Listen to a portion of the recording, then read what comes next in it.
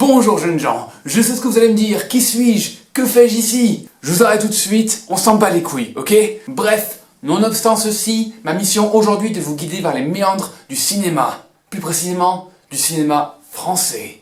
Alors accrochez-vous bien parce qu'aujourd'hui, il va y avoir du lourd. Donc, Dinosaur from the Deep est un film français de 1994, oui, le même âge que Warcraft 1, réalisé par Norbert Moutier.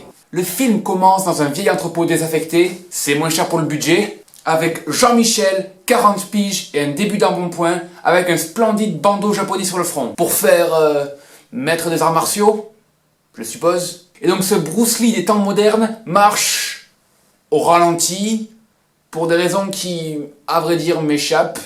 Notre petit Jackie Chan du Poitou se fait donc attaquer par un homme qui n'a visiblement pas compris comment marche une arme à feu.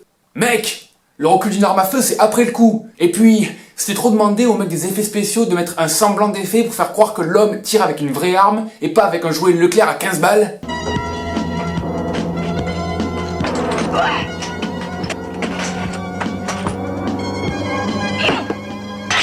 C'est embarrassant comme scène. Je pense réellement que son bandeau sert à montrer que c'est un maître ninja, parce que pour arriver à se planquer derrière un poteau qui fait bien le double de son gros cul, faut le faire quand même.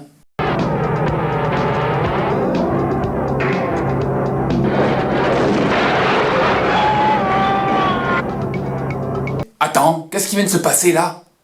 Bon, au pire on s'en fout, c'est pas grave. Un kidnapping plus tard donc, on se retrouve en voiture pour que le créature du look hipster nous dévoile enfin le scénario. Après une scène d'exposition aussi compréhensible que... je sais pas moi, que le succès d'Hanouna à la télé. Écoutez donc le scénario. Les avocats ont réussi. Nous allons pouvoir exécuter Calvin. Pas possible. Mais oui, mon cher, ils ont trouvé la faille. La peine de mort n'est plus applicable aujourd'hui, mais dans le passé, elle existait. Mais vous voulez dire que... Exactement, il nous suffira d'embarquer Calvin pour un voyage dans le temps et l'exécuter en toute légalité. Ouais, ça me paraît logique à moi. J'avoue qu'il fallait y songer. Je te le fais pas dire, hein. Fallait surtout trouver une putain de machine à voyager dans le temps, ceux qui ne courent pas non plus trop les rues. Mais sans transition aucune, nous arrivons donc dans le labo d'un homme qui fait joujou avec de la pâte à modeler. Un jour quelqu'un entendra les cris, nous aurons des problèmes. On ne peut pas avoir d'ennui. C'est d'un matricule zéro, un être déjà mort. J'ai juste ressuscité pour cette expérience. Putain, mais avec l'espèce d'ultrason chelou en guise de bande-son, on n'entend rien de ce que Carlos dit. C'est horrible.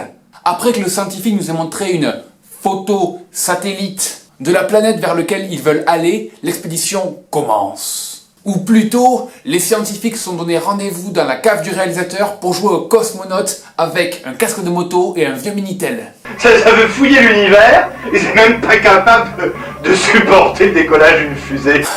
Parce que t'appelles cette chose une fusée, toi?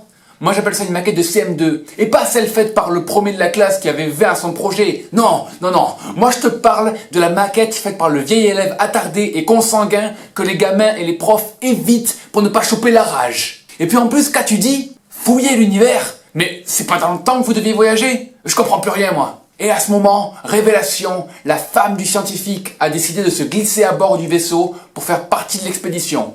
Me demandez pas pourquoi, je suis même pas sûr que les scénaristes eux-mêmes le savaient. Et, comme toute femme qui se respecte un tant soit peu, elle décide de partir en expédition où criminels et dinosaures sont au rendez-vous, en robe du soir et en bon gros talons bien haut. Me demandez pas pourquoi, je suis même pas sûr que les scénaristes eux-mêmes le savaient. Régis, scientifique de renom, n'a pas compris qu'il fallait brancher un écran à un moniteur pour que ça fonctionne, et déblatère donc des conneries alors qu'on voit clairement qu'à l'écran, il se passe rien. Nous sommes sur orbite. Mais oui mon couillon, je te crois, t'inquiète pas. Il y a des moyens quand même, ils ont tourné une scène en hélicoptère, ou en ULM, je sais pas trop. Atmosphère respirable, mais teneur en oxygène légèrement inférieure à celle de la Terre. Ah ouais, donc on a vraiment totalement abandonné l'intrigue de voyage dans le temps du coup. Après un voyage interminable dans l'hyperespace digne des plus grands Star Trek, nos hommes sortent donc de leur vaisseau dans un plan tellement bien pensé qu'on ne verrait presque pas que la maquette est placée juste devant la caméra pour faire croire que nos astronautes en herbe viennent justement d'en sortir. Du pur génie. Oui, je suis une fille, alors je trébuche partout. Je suis une princesse avec une ombrelle et je ramasse des jolis fleurs. Attention, vous êtes prêts à voir la première créature de ce film? Hop, la voilà. Mais rassurez-vous, Carlos est là pour sauver la mise. Espèce de salaud, vous auriez pu m'aider! Oula, ça parle mal là, hein. Je suis pas payé pour ça. Magnifique répartie, Carlos en perçant la teigne et moleste une branche pour contenir sa rage. Mais pas le temps de nous reposer, car la communauté du labo tombe sur un squelette humain que notre pentade locale ne peut s'empêcher de faire semblant d'embrasser. Sûrement une technique ancestrale de réanimation Sioux ou une connerie du genre. Le temps nous est compté, les provisions sont pas inépuisables. Regarde, finissez-en avec celui-là. Pourquoi maintenant? De toute façon, vous devez le faire. Alors débarrassons-nous de cette corvée. Non mais, si votre seule raison pour tuer quelqu'un en allant sur une autre planète, c'est juste pour trouver un endroit paumé où il n'y a ni population, ni droit, fallait juste aller au Texas, là-bas tout est permis. Ou à la limite en Creuse. Pour une raison inexpliquée, ces messieurs décident donc de couper la main du moine Shaolin pour que l'odeur du sang attire les dinosaures. Et, devant ce spectacle, l'autre blonde de la contrée de Boulogne s'enjaille comme si elle venait d'atteindre le nirvana, comme Bérégovoy. Et aussi vite que Senna. C'est normal que tout devienne bleu d'un coup? On est chez les Schtroumpfs? Ouh, ça pique les yeux. Ah, et rassurez-vous, hein, vous ne faites ni AVC, ni hallucination. C'est juste le film qui est bourré au LSD, pas vous. Enfin, peut-être que vous aussi après tout. J'en sais rien, moi.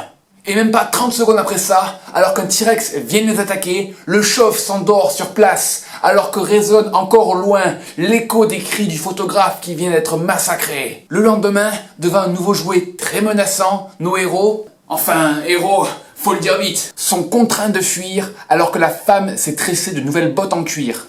Avec la peau du dinosaure qu'ils ont tué hier, je suppose, ce qui est tout de même plus pratique pour courir. Enfin, en théorie, parce que dans la pratique, ça donne ça.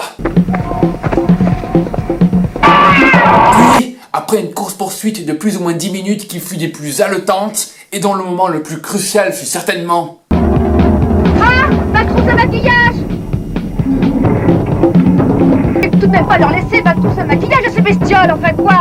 Et après ça, ça ose demander le droit de vote, franchement. Donc, après tout ça, nos amis tombent sur une rencontre à laquelle ils ne s'attendaient pas. D'où elle sort celle-là? Putain de merde! Pour une fois que tu dis quelque chose de pertinent, toi, ça fait zizir. Cette nouvelle arrivante nous explique qu'elle habite cette planète, qu'ils sont les bienvenus ici et qu'elle va fêter leur arrivée.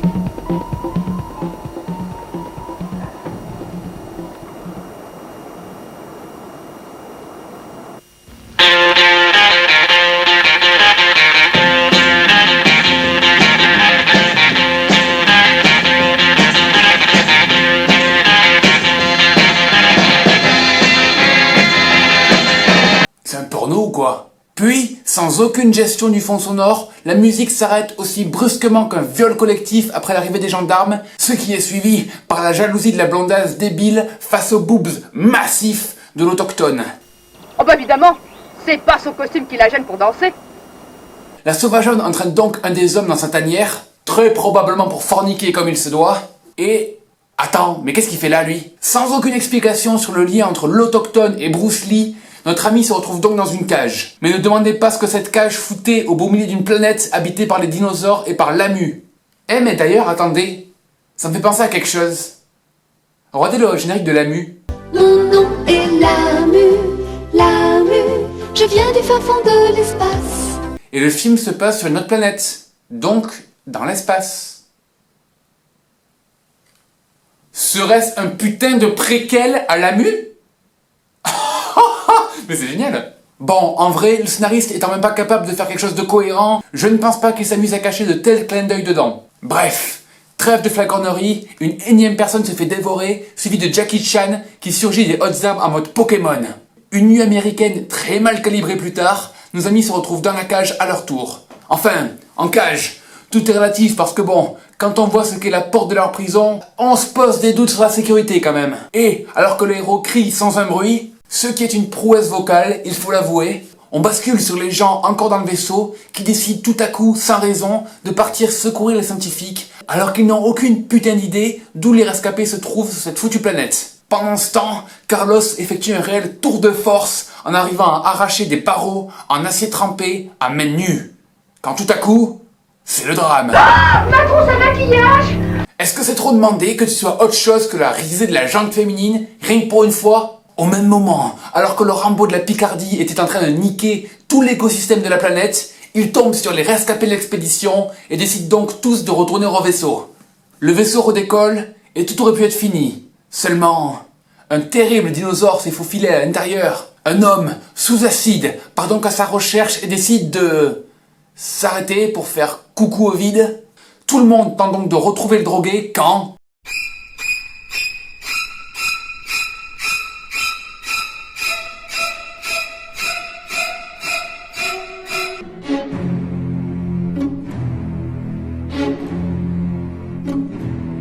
À cette île tout étant, l'on apprend que le dinosaure a été amené dans le vaisseau par Carlos pour faire des expériences sur lui. Lorsqu'il retrouve Carlos, il s'est blessé à la main gauche. Pour pallier contre cette infection, les scientifiques décident de brûler la main de Carlos pour éviter de contaminer le reste de l'équipage. Ce à quoi la cruche de service répond « On peut voir ?» Bordel! Une nouvelle personne se fait attaquer, puis, allez savoir pourquoi, un homme s'amuse à passer 3 fois dans le même couloir et se fait attaquer par un meupette très moche. Elle et son mari se réfugient donc en empêchant Carlos de les suivre et s'enferment pour être à l'abri, laissant derrière eux un homme nous montrant toute sa virilité et son indignation. Après la mort de Carlos, le meupette détruit la porte en carton-pâte et s'amuse avec le trio. Sans pilote, le vaisseau arrive tout de même à revenir sur Terre où 2 scientifiques ouvrent la porte pour trouver le docteur, seul et aussi amorphe que Stephen Hawking. Puis, un écran apparaît. Après ces événements, le docteur Christopher Nolan fut confiné à l'asile de Nethergate où il continue d'affirmer qu'il a combattu des dinosaures. Même si à vrai dire, pour être plus précis, il a surtout fui les dinosaures. Mais bon, passons. Mais personne n'a jamais cru à son histoire, bien que le dinosaure soit quelque part dans le vaisseau tout de même, donc il y a des preuves, bordel. Et ainsi se termine Dinosaur from the Deep. Et je n'ai qu'une seule chose à dire en verdict. Vive la France, bordel! Ce film était génial! Non? Bah, après tout, c'est pas grave. Ne dites rien, parce que dans tous les cas, je m'en bats les couilles. Par contre, n'hésitez pas à vous abonner à la chaîne, à aimer la vidéo, à... Oh! J'ai pas fini là, ok? Tu me laisses finir? Merci.